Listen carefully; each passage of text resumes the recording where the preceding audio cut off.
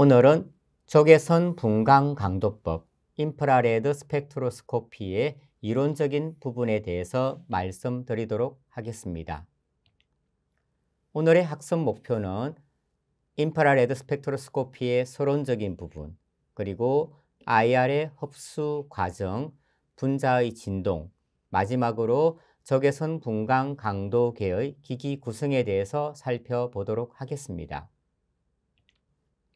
우선 우리가 적외선 분광 강도법, 인프라레드 스펙트로스코피라고 하게 되면은요, 분자 내 원자의 진동에 의해서 분자는 적외선을 영역의 빛을 흡수를 하게 됩니다.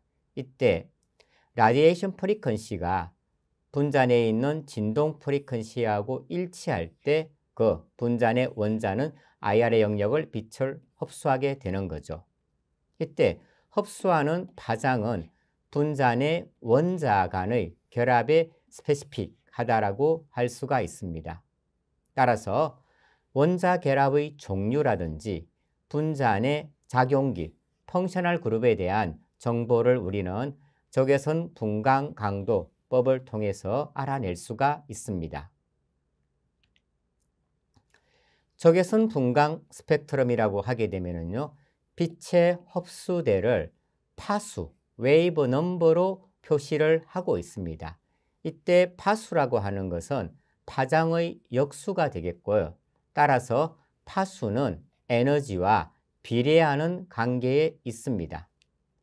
일반적으로 진동 적외부 영역은 625에서 4000 정도의 영역을 가지고 있습니다.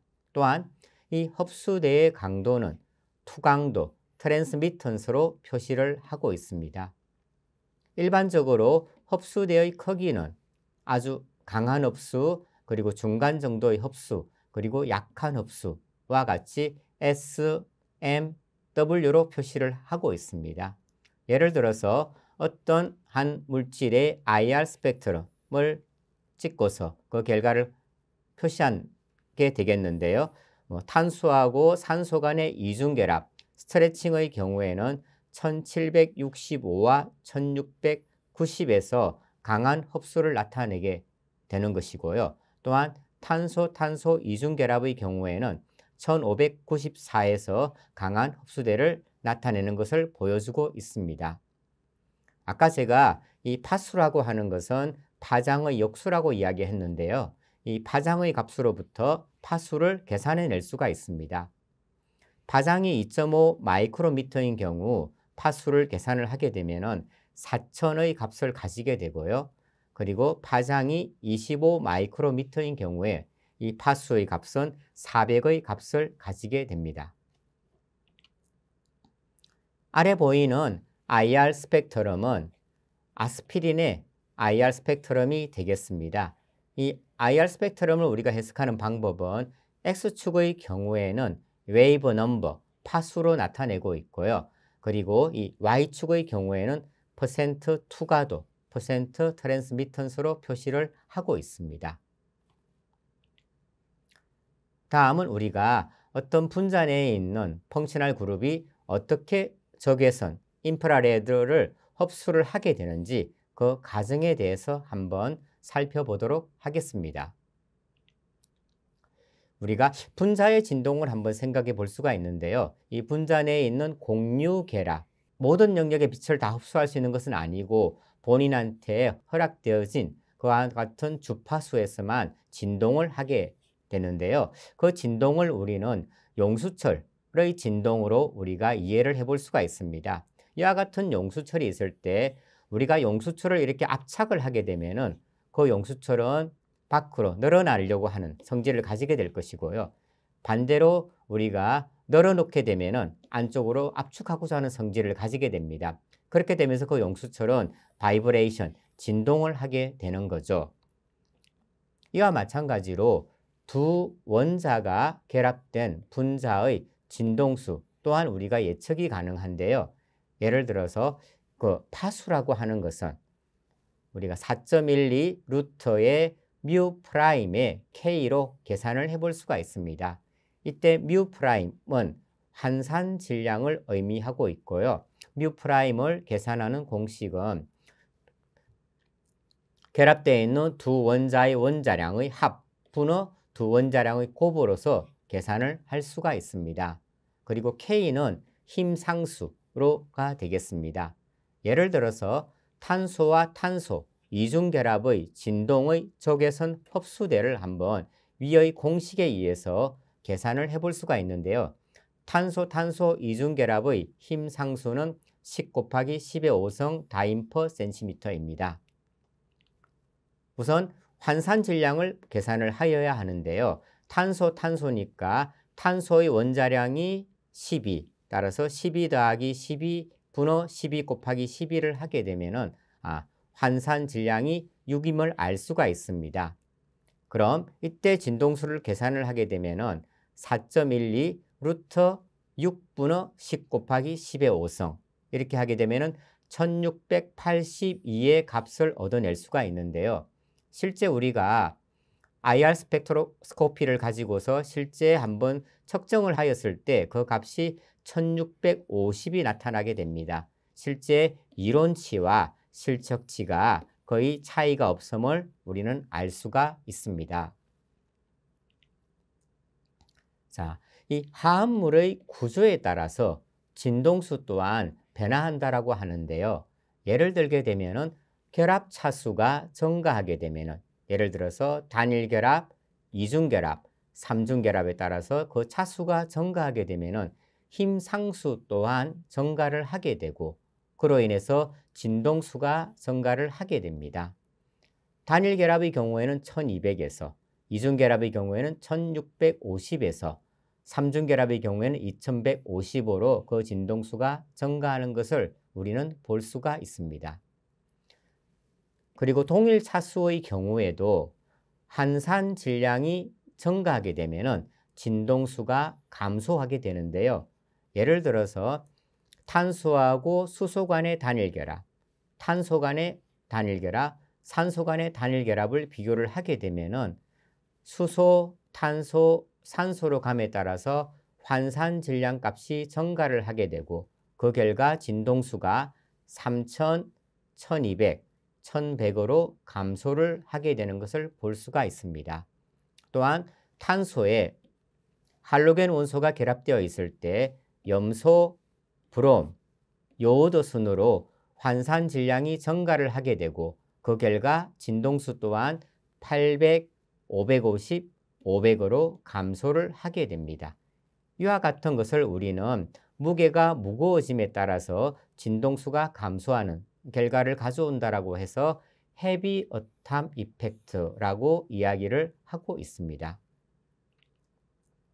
다음으로 화합물의 구조에 따른 진동수 변화에 있어서 우리가 혼성화, 하이브리다이제이션이 되겠죠. sp3, sp2 그리고 sp 이렇게 될수록 힘 상수가 증가를 하게 됩니다. 따라서 동일한 탄소와 수소 간의 단일 결합이라고 하더라도 sp3에 결합되어 있는 경우, sp2에 결합되어 있는 경우, sp에 결합되어 있는 경우 그 진동수가 변하게 되는데 힘 상수가 증가하기 때문에 2900, 3100, 3300과 같이 그 진동수가 증가를 하게 됩니다. 또한 분자의 구조에 우리가 공명, 레저넌스 구조가 존재하는 경우에는 그 진동수가 감소를 하는 것으로 알려져 있습니다. 예를 들어서 탄소와 산소 간의 이중결합의 진동수는 1715가 되겠는데요. 만약에 공명 가능한 구조 내에 탄소와 산소 간의 이중결합이 존재하는 경우에는 그 진동수가 감소를 하여 1675에서 1680 영역에서 관찰이 된다라고 알려져 있습니다. 이는 공명으로 인해서 탄소, 산소 간의 결합 거리가 증가하기 때문입니다. 따라서 우리는 이 진동수하고 이 결합 에너지는 비례 관계에 있음을 알 수가 있는 거죠. 이 IR의 흡수대별로 주로 나타나는 결합의 형태를 살펴보게 되면요, 우리가 탄소, 산소 간의 단일 결합의 경우에는 대략적으로 800에서 1300 영역에서 흡수대가 관찰이 되고 있습니다. 이에 비해서 탄소, 탄소, 탄소, 질소, 탄소, 산소 간의 이중 결합이 존재하는 경우에는 1500에서 1800 영역에서 그 흡수대가 관찰이 됩니다. 또한 탄소, 탄소, 탄소, 질소 간의 삼중 결합의 경우에는 2000에서 2500의 영역에서 관찰이 되고 있고요. 탄소, 산소와 그리고 산소, 수소, 그리고 질소, 수소 간의 단일 결합의 경우에는 3000 이상의 영역에서 주로 관찰이 되고 있습니다. 다음으로 분자의 진동에 대해서 한번 살펴보도록 하겠습니다. 우리가 분자의 진동에는 크게 두 가지 진동으로 나누어 볼 수가 있는데요. 그 첫 번째가 신축 진동, 그리고 그 두 번째가 병각 진동이 있습니다. 신축 진동이라고 하는 것은 영어로 스트레칭 바이브레이션이라고 이야기를 하는데요. 이는 동일 결합축 상에 있는 두 개 원자 간의 거리가 늘어나거나 줄어드는 진동을 우리는 신축 진동, 스트레칭이라고 이야기를 하고 있습니다. 다음 두 번째로 병각 진동의 경우에는 밴딩 바이브레이션 이렇게 이야기를 하는데요. 이 병각, 말 그대로 각도가 변한다라고 하는 거죠. 즉 원자의 결합축 상의 위치가 변화하는 진동을 우리는 병각 진동 이렇게 이야기를 하고 있습니다. 이와 같은 분자의 진동은 각각 양자화된 일정한 진동수로 진동을 하게 됩니다. 이때 양자하라고 하는 것은 연속적인 개념이 아닌 불연속적 개념이 되겠죠. 따라서 동일 진동수의 적외선이 분자에 비춰지게 되면은 빛 에너지 흡수를 통해서 분자의 진동 진폭이 증가를 하게 되고 이어서 이 흡수된 에너지는 바닥 상태로 돌아갈 때 열로서 방출을 하게 됩니다. 일반적으로 분자의 진동에서 아무래도 거리가 변하는 스트레칭 진동이 각기 변하는 밴딩 진동보다는 그 진동수가 더 높은 값을 가지고 있다라고 이야기를 하고 있습니다. 이어서 신축 진동과 병각 진동에 대해서 좀 더 자세히 살펴보도록 하겠습니다. 신축 진동은 결합축 방향으로 발생을 한다라고 하는 거죠. 예를 들어서 물 분자의 예를 들게 되면은요. 산소 원자와 수소 원자가 결합이 되어 있는데 이 결합축의 방향으로 늘어나거나 줄어드는 것이 신축 진동이라고 이야기를 하는 거죠. 따라서 결합 거리의 변화가 수반이 되게 됩니다. 즉 늘어날 수도 있고 줄어들 수도 있는 거죠. 이와 같은 것을 우리는 신축 진동이라고 이야기를 합니다. 이와 같은 신축 진동에는 크게 두 가지가 있는데요. 하나는 대칭 신축 진동, 우리가 이를 symmetrical stretching이라고 이야기를 하고요. 또 다른 하나는 비대칭 신축 진동, asymmetrical stretching이라고 이야기를 합니다. 즉 대칭 신축 진동의 경우에는 원자에 결합된 두 원자가 동시에 결합 거리가 늘어나거나 동시에 줄어드는 경우가 대칭 신축 진동이 되겠고요. 우리가 비대칭 신축 진동이라고 하면은 하나는 결합 거리가 줄어드는데 다른 하나는 결합 거리가 늘어나는 경우 이와 같은 것을 우리는 비대칭, anti-symmetric 또는 asymmetric stretching이라고 이야기를 하고 있습니다.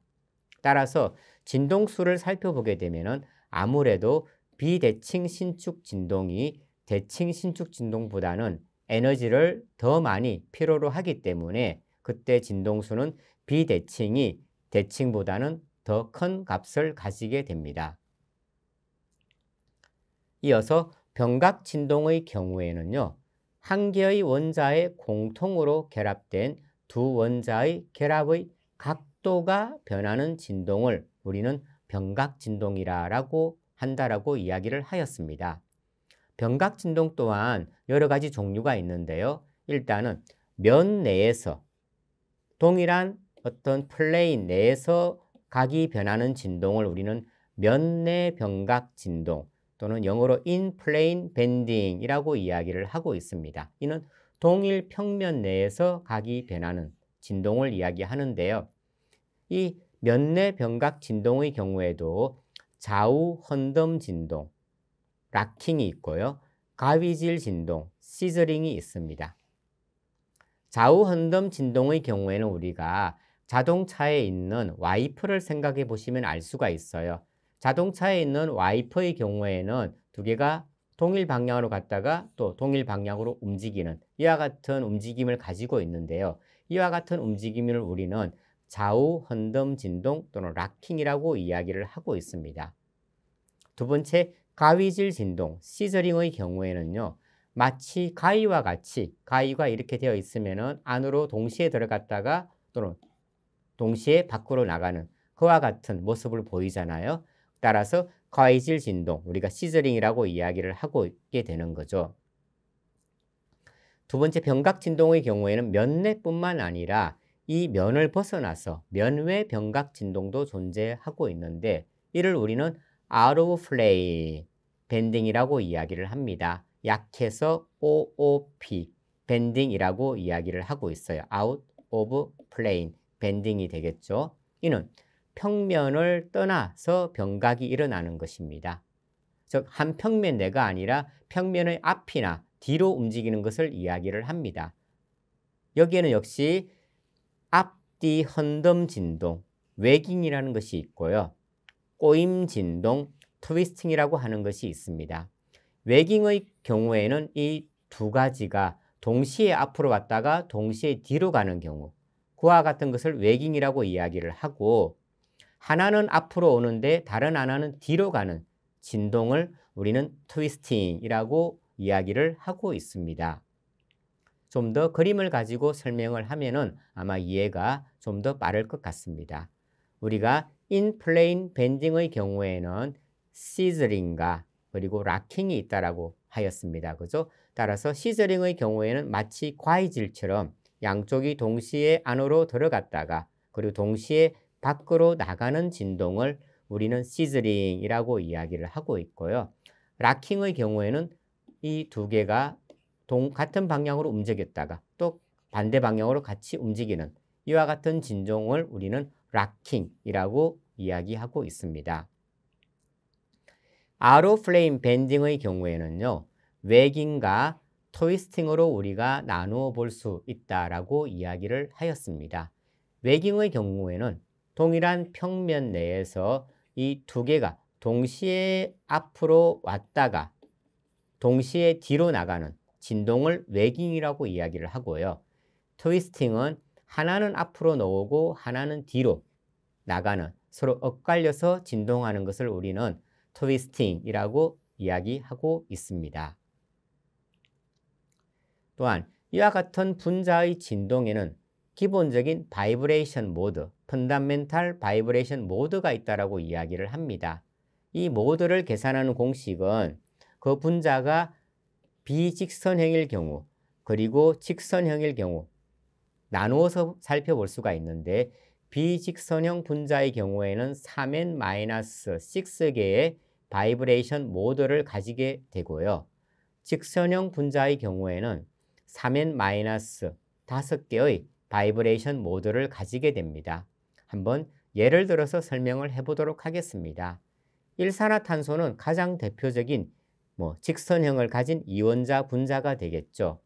직선형 분자이기 때문에 3n-5에 의해서 계산이 되고 이때 n은 2이기 때문에 6-5해서 하나의 바이브레이션 모드를 가지게 됩니다. 즉 일산화탄소의 경우에는 신축 진동 하나만을 가지게 된다라고 하는 거죠. 당연히 분자가 두 개밖에 없기 때문에 어떤 각도의 변화가 일어날 수가 없어요. 그러니까 병각 진동은 존재할 수가 없게 됩니다. 이에 비해서 물 분자의 경우에는 비직선형 구조를 가지고 있는 것으로 알려져 있습니다. 이와 같은 형태로 물 분자가 구성이 되어 있는 거죠. 그리고 3원자 분자이기 때문에 3n-6에 의해서 n이 3이 되고, 그럼 3, 3은 9, 마이너스 6 하게 되면은 3개의 바이브레이션 모드를 가지게 되겠죠. 그럼 3개라고 하면 대칭 신축 하나, 비대칭 신축 하나, 밴딩 하나를 가지고 있는 것으로 알려져 있습니다. 이때 주파수를 계산을 하게 되면은 비대칭 신축이 가장 큰 값을, 그 다음이 대칭 신축, 마지막으로 밴딩이 가장 작은 값을 가지고 있습니다.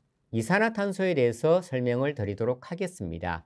이산화탄소의 경우에는 이와 같은 구조를 가지고 있는 것으로 알려져 있어요. 그러니까 직선형이 되겠죠. 리니어하니까, 그죠? 따라서 3n-5가 되게 되고 n이 3이기 때문에 9-5 하게 되면은 4개의 바이브레이션 모드를 가지게 됩니다. 4개는 대칭 신축 하나, 비대칭 하나, 그리고 2개의 밴딩을 가지게 되는 거죠. 하지만 이 대칭 신축의 경우, 즉 탄소를 기준으로 해서 산소가 2개가 동시에 늘어났다가 동시에 줄어드는 이와 같은 대칭 신축의 경우에는 이 IR에서 좌우가 이렇게 시메트리, 일치하기 때문에 대칭 구조를 가지기 때문에 IR에서 어떤 빛의 흡수를 보이지 않는다라고 합니다. 즉 IR이 인액티브하다라고 하는 거죠. 이에 비해서 비대칭 신축의 경우에는 탄소 원자를 기준으로 왼쪽에 있는 산소는 거리가 줄어들고 오른쪽에 있는 것은 거리가 늘어나고 또는 반대로 줄어들고 늘어나고 이와 같은 경우 비대칭 신축의 경우에는 IR 영역의 빛을 흡수할 수 있는 적외선에 액티브하다라고 이야기를 합니다. 따라서 원래는 비대칭과 대칭이 동시에 나타나야 하지만 이산화탄소의 경우에는 비대칭 신축 진동은 쌍극자 모멘텀의 변화가 없기 때문에 이는 대칭 구조이기 때문에 쌍극자 모멘텀의 변화가 없는 것입니다. 없기 때문에 IRS 인액티브에서 어떤 흡수대 피크가 나타나지 않고 대칭의 경우는 나타나지가 않고 비대칭의 경우에만 이와 같이 시그널을 보인다라고 합니다. 또한 밴딩도 2개를 존재하고 있지만은 이 2개의 밴딩 주파수가 동일하기 때문에 역시 밴딩의 경우에도 피크가 하나만 관찰이 되어서 이 이산화탄소는 실제적으로 4개의 바이브레이션 모드를 가지고는 있지만 IR 스펙트럼 상으로는 오직 2개의 피크만을 보여주고 있습니다. 우리가 분자의 진동은 쌍극자 모멘텀의 변화가 크면 클수록 그 흡수는 강하게, 즉 스트롱하게 나타난다라고 합니다. 아무래도 수소보다는 질소보다는 산소가 쌍극자 모멘텀의 변화가 훨씬 크게 나타날 수 있기 때문에 흡수대의 세기도 탄소, 수소보다는 탄소, 산소가 더 크게 나타나게 되는 거죠. 실제 IR 스펙트럼 상에서 탄소, 산소 간의 스트레칭의 경우에는 아주 위크한 피크를 보이지만 탄소하고 산소 간의 경우에는 아주 스트롱한 피크를 보이는 것을 우리가 관찰을 할 수가 있습니다. 유기화합물의 적외선 흡수대의 개수는 우리가 바이브레이션 모드를 계산하는 공식에 의해서 우리가 알아낼 수가 있는데요. 이론적인 기본 진동의 수와 일치하는 경우는 드물다라고 이야기를 합니다. 일반적으로 흡수대의 수가 줄어드는 경우가 있는데요. 이는 기본 진동이 측정되는 적외선 영역을 벗어나게 되었을 때는 관찰할 수가 없겠죠. 또는 그 강도가 매우 약한 경우에도 관찰이 어려울 것이고 또는 흡수대가 만약에 중첩되는 경우에도 하나밖에 나타나지 않게 되겠죠. 또는 아까 이산화탄소처럼 쌍극자 모멘텀의 변화가 없는 경우에는 역시 그 흡수대를 우리가 관찰을 할 수가 없게 됩니다. 이와 같은 경우에는 흡수대의 수가 줄어들게 되겠죠.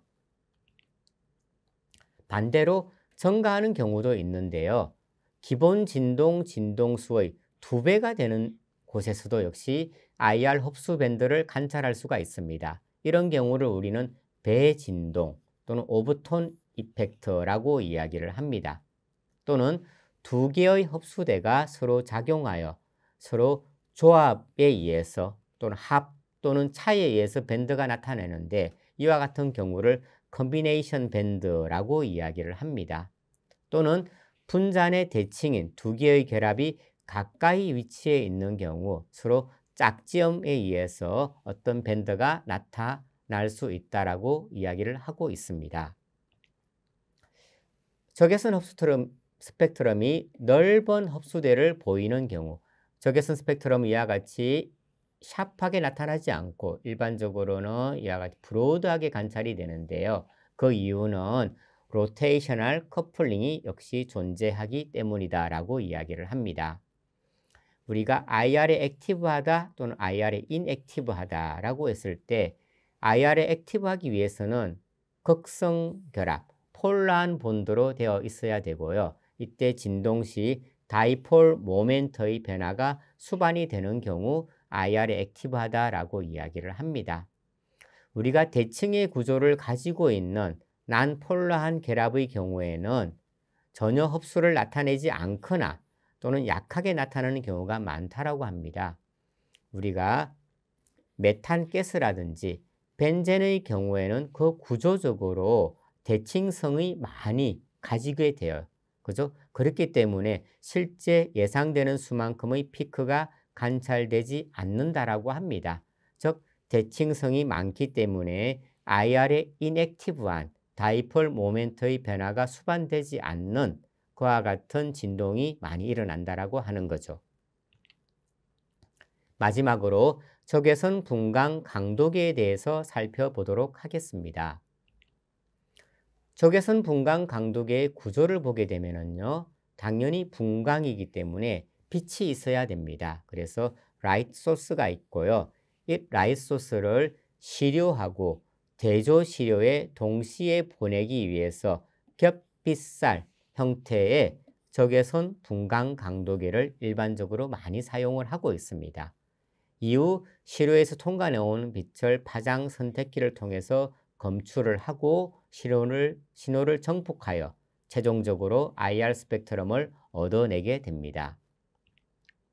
이때 사용하는 라이트 소스에는요, IR의 경우에는 네른스트 등 또는 글로브 등 백열선과 같은 라이트 소스를 사용을 하고 있습니다. 그리고 IR에서 사용하는 시료의 용기 같은 경우는 당연히 적외선의 영역의 빛을 잘 통과하여야 되겠죠. 그러나 유리나 석영의 경우에는 IR을 잘 통과하지 못하기 때문에 사용을 할 수가 없습니다. 대신에 소금, NaCl 또는 KBr 등의 결정을 사용을 하게 됩니다. 이는 이온성 물질의 경우에는 적외선을 흡수하지 않기 때문인 거죠. 하지만 이온성 물질이기 때문에 수용액 시료에는 적합하지 않을 거예요. 왜냐하면 수용액 시료가 이와 같은 NaCl이나 KBr을 다 녹여버리겠죠.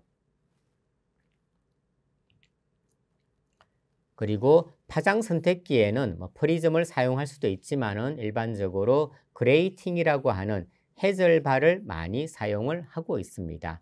이때 해절발의 재질 동안 적외선 부분에 빛을 흡수하지 않는 금속의 할로겐화물, 주로 NaCl로 구성되어 있는 해절발을 사용을 하고 있습니다. 검출기의 경우에는요, 열전기상, 서모커플이나 볼로미터 등을 사용을 하고 있습니다.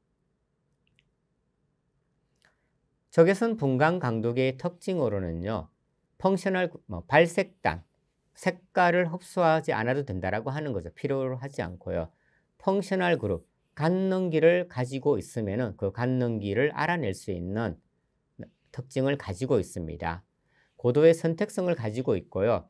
기체, 액체, 고체, 용액 어떤 시료도 다 적용이 가능하다라는 장점을 가지고 있습니다. 이상으로 이번 시간에는 IR에 대해서 어떤 이론적인 부분, 그리고 IR을 흡수하는 과정, 그리고 분자의 진동, 마지막으로 적외선 분광 강도계의 구조에 대해서 살펴보았습니다. 이상으로 오늘 수업을 마치도록 하겠습니다.